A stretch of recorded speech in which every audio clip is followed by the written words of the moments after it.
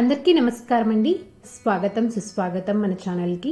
ఈరోజు వీడియోలో 2024 సంవత్సరంలో ఏప్రిల్ 8వ తారీఖు సోమవారం రోజున మనకి మొట్టమొదటి సూర్యగ్రహణం అనేది సంభవిస్తుందండి. అయితే ఈ గ్రహణ సమయంలో గర్భిణీ స్త్రీలు ఎటువంటి జాగ్రత్తలు తీసుకోవాలి అనే విషయాల గురించి క్లియర్గా తెలియచేయడానికి మీ ముందుకు వచ్చేసానండి ఈ వీడియో రూపంలో. వీడియోని స్కిప్ చేయకుండా చూడండి, అప్పుడే మీకు పూర్తి సమాచారం అనేది క్లియర్గా తెలుస్తుంది. మన ఛానల్ని ఎవరైనా మొదటిసారి కనుక చూస్తుంటే మీకు కనుక నా వీడియోస్ నచ్చినట్లయితే లైక్ చేసి సబ్స్క్రైబ్ చేసుకొని పక్కన ఉన్నటువంటి బెల్ ఐకాన్ని యాక్టివేట్లో పెట్టుకోవడం ద్వారా నేను ఏ వీడియో చేసినా మీకు నోటిఫికేషన్ ద్వారా మీ ముందుకు వచ్చేస్తుంది. సో దట్ మీరు వీడియోని మిస్ కాకుండా చూడొచ్చు. ముందుగా ఈ గ్రహణ నియమాలని ఎవరు పాటించాలి అంటే, ఈ గ్రహణము ఏ ప్రాంతాల్లో కనిపిస్తుందో ఆయా ప్రాంతాల్లో నివసించే గర్భిణీ స్త్రీలు ఈ నియమాలన్నీ పాటించాలండి. ఈ గ్రహణము ఏ ప్రాంతాల్లో ఈ గ్రహణం అనేది ఏ ప్రాంతాలలో కనిపిస్తుంది, భారతదేశంలో కనిపిస్తుందా లేదా అనే పూర్తి వివరాలతోటి ఆల్రెడీ మన ఛానల్లో వీడియో అనేది అప్లోడ్ చేసి ఉన్నానండి. దాని లింక్ అనేది డిస్క్రిప్షన్లో ఇస్తాను. ఎవరికైనా ఇంట్రెస్ట్ ఉంటే కనుక ఒకసారి వెళ్ళి ఆ వీడియోని చూడొచ్చు.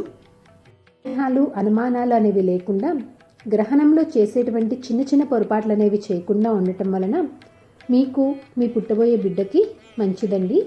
అందుకనే మనకి పూర్వకాలం నుంచి మన పెద్దలు కొన్ని జాగ్రత్తలు తీసుకుంటూ గ్రహణ సమయంలో ఉండాలి అని, అది ఏ గ్రహణమైనా కానీ సూర్యగ్రహణమైనా చంద్రగ్రహణమైనా సరే కొన్ని జాగ్రత్తలు తీసుకుంటూ ఉంటే కనుక తల్లికి బిడ్డకి ఇద్దరికి ఎటువంటి ప్రమాదాలు జరగవని చెప్పారు.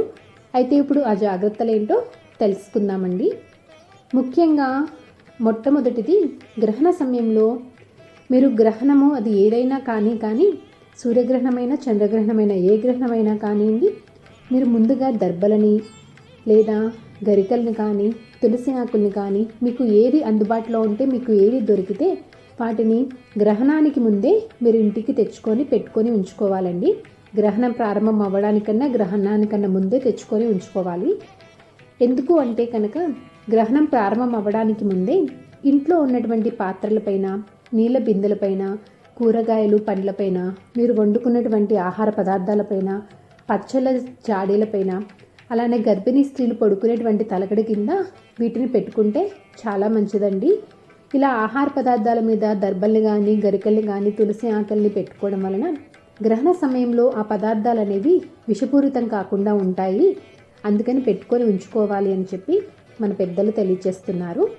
అలాగే తప్పకుండా గ్రహణము పట్టు స్నానం అనేది చేయాలండి. అలాగే గ్రహణం తర్వాత విడుపు స్నానం అనేది కూడా తప్పనిసరిగా చేయాలి. అది కూడా మామూలు స్నానం కాకుండా తలస్నానం అనేది చేయాలండి. అలాగే గ్రహణం ప్రారంభం అవడానికన్నా 1 గంట ముందే భోజనం అనేది చేసేసి ఉండాలండి. ఎందుకు అంటే కనుక మన గ్రహణ సమయానికి ఆహారం అనేది పూర్తిగా జీర్ణమయ్యేలాగా మనం చూసుకోవాలి. అంటే జీర్ణమయ్యే స్థితిలో ఉండేలాగా చూసుకోవాలి. గ్రహణ సమయంలో మనకి జీర్ణ వ్యవస్థ అనేది సరిగ్గా ఉండదండి. అందుకని గ్రహణం కన్నా 1 గంట ముందే భోజనం అనేది చేసి ఉండాలి.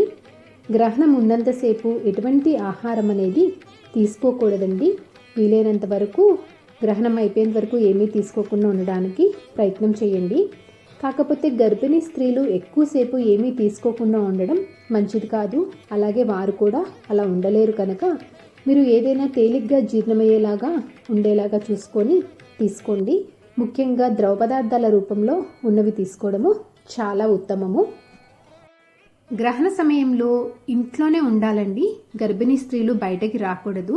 మీరు ఒకవేళ గ్రహణ సమయంలో బయటికి వెళ్లాల్సి వస్తే కనుక మీ వెంటనే గొడుగును తీసుకొని వెళ్ళండి. అలాగే గరికెలని తులసి ఆకుల్ని కూడా ఉంచుకోండి. అలాగే గ్రహణ సమయంలో మీ ఇంట్లోకి ఆ కిరణాలు అనేవి పడకుండా ఉండేలాగా గదిలోకి కానీ ఇంట్లోకి కానీ ఆ కిరణాలు అనేవి పడకుండా ఉండేలాగా జాగ్రత్తలు తీసుకోవాలి. తలుపులు, కిటికీ తలుపులు మూసివేయడం లాంటివి చేసుకోవాలి. కిటికీ తలుపులని దళసరిగా ఉన్నటువంటి వాటితోటి మూసివేయాలి. అలాగే గ్రహణ సమయంలో కూరగాయలను తరగడము, పదునైన వస్తువుల్ని పట్టుకోవడము, ఫ్రూట్స్ని కట్ చేయడము ఇలాంటివి అసలు చేయకూడదు. అలాగే గ్రహణం ఏదైనా కానీ ప్రత్యక్షంగా కానీ పరోక్షంగా కానీ టీవీలలో కానీ చూడడం లాంటివి చేయకూడదండి. గ్రహణాన్ని అంటే గ్రహణ సమయంలో మనకి నియమాలు అనేవి ఏ నెల నుంచి ఏ నెల వరకు పాటించాలి అంటే కనుక కన్సీవ్ అయిన దగ్గర నుంచి డెలివరీకి దగ్గరగా ఉన్నవారు కూడా ఈ నియమాలను పాటిస్తే చాలా మంచిది. అలాగే ముఖ్యంగా గ్రహణ సమయంలో ఫోన్ మాట్లాడడం కానీ, ల్యాప్టాప్ వర్క్ చేయడం కానీ, టీవీ చూడడం కానీ ఇలాంటివి చేయకూడదు. ఎందుకు అంటే కనుక ఆ సమయంలో వాటి నుంచి వచ్చేటువంటి రేడియేషన్స్ అనేవి మంచిది కాదండి. వీలైనంత వరకు దూరంగా ఉండటానికి ప్రయత్నం చేయండి.